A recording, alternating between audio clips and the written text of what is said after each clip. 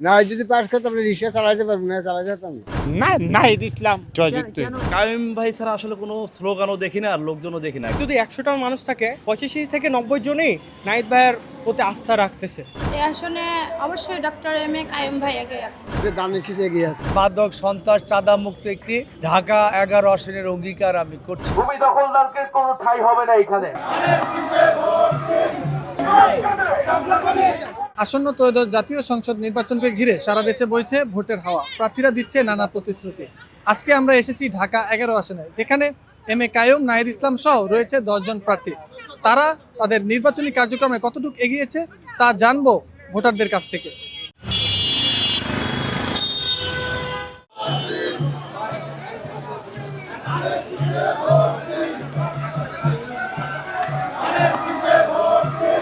কায়েম ভাই ছাড়া আসলে কোনো স্লোগানও দেখি না আর লোকজনও দেখি না, কারণ কায়েম ভাই তো আসলে উনি পরিচিত একটা মুখ। এখন যারা এই নির্বাচনে দাঁড়াইছে সবাই স্বাগতম, বাট এলাকা বিশেষে আমরা কায়েম ভাইই চাই, কারণ ওনার বিগত দিনের যে উন্নয়নের রেকর্ড এটা যদি অব্যাহত থাকে বাড্ডাবাসী উপকৃত হবে। আসলে সত্যি কথা আমি ওনাদের চিনিও না, নামও জানি না, আর আমি ওনাদের সাথে এখন পর্যন্ত আমার এলাকায় দেখা হয় নাই। নাহিদ ইসলাম আসলে শুনছি যে মাঝে একবার বাড্ডা এলাকায় ঢুকছিল, কিন্তু আমি দুর্ভাগ্য যে আমার সাথে দেখা হয় না ওনার।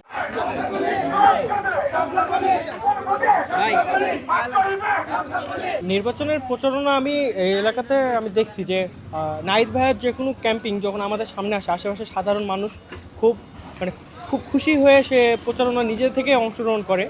নাহিদ ভাইয়ের পোস্টার, ব্যানার এবং লিফলেট নেওয়ার জন্য তারা অনেক আগ্রহ দেখায়। আজকে জুম্মার নামাজের সময় আমি অনেককে দেখছি লিফলেট প্রচারণা করতে। সেই সময় দেখলাম যে সাধারণ মানুষ নিজে থেকে নাহিদ ভাইয়ের লিফলেটটা নিতে আগে আসতেছিল।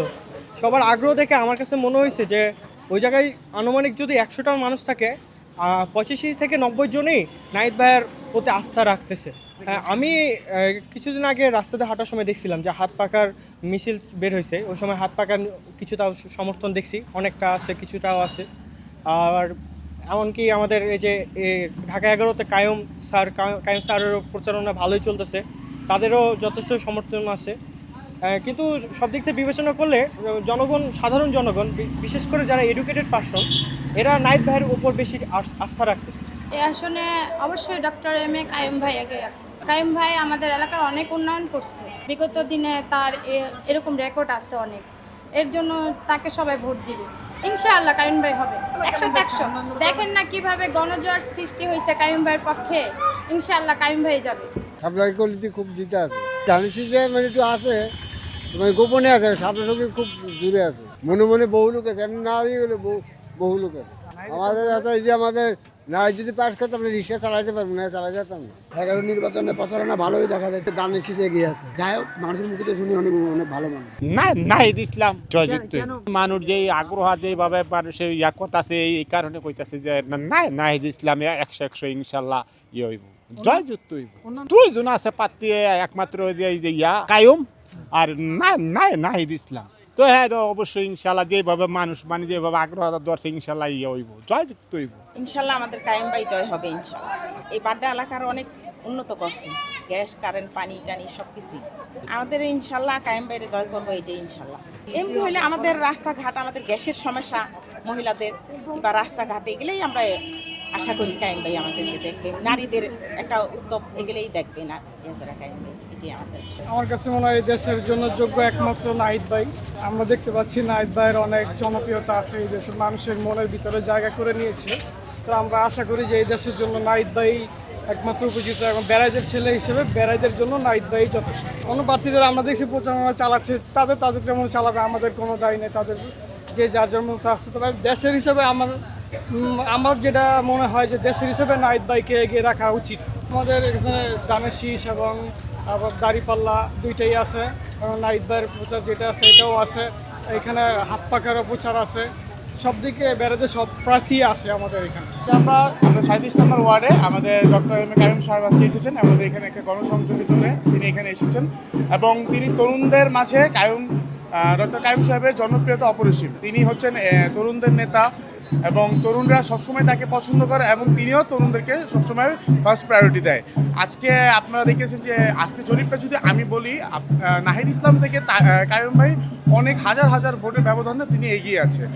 ইনশাল্লাহ 12 তারিখ ডক্টর কাইয়ুম ভাই নাহিদ ইসলামের থেকে বিপুল ভোটে পাশ করে বিজয় হবে ইনশাল্লাহ। কারণ এখানে তিনি সাধারণ মানুষের যে সমস্যা ব্যাপারে তিনি অবগত এবং তাদেরকে এই আশ্বাস দিয়েছেন যে অবশ্যই তাদেরকে এই সকল সমস্যার সমাধান তিনি করবেন ইনশাল্লাহ। এবং এই জন্যই সকল মানুষ তার প্রতি একটা ভরসা রেখেছে এবং তার প্রতি বিশ্বাস রেখেছে এবং পরবর্তীতে কাইয়ুম ভাই এই ভরসা এই বিশ্বাসের মান রাখবেন।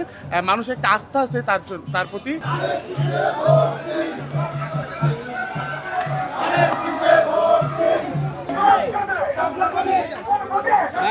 যে ঢাকা 11 আসনে আমরা কোনো ভূমিদস্যু কোনো ভূমি দখলদারকে কোনো ঠাঁই হবে না এখানে। এবং ইতিমধ্যে যাদের ভূমি দখল করা হয়েছে আমরা তাদের জমি পুনরুদ্ধারের জন্য কার্যকর ব্যবস্থা নিব, উদ্যোগ গ্রহণ করব ইনশাআল্লাহ। কারো যদি ন্যায্য অধিকার থাকে, ন্যায্য হক তার জমির উপর অবশ্যই সে সেটা পাবে। কোনো অবৈধভাবে গায়ের জোরে কারো জমি দখল করে নিয়ে যাবে এটা আমরা কোনোভাবেই এটা অ্যালাউ করবো না, আমরা এটা মেনে নেব না।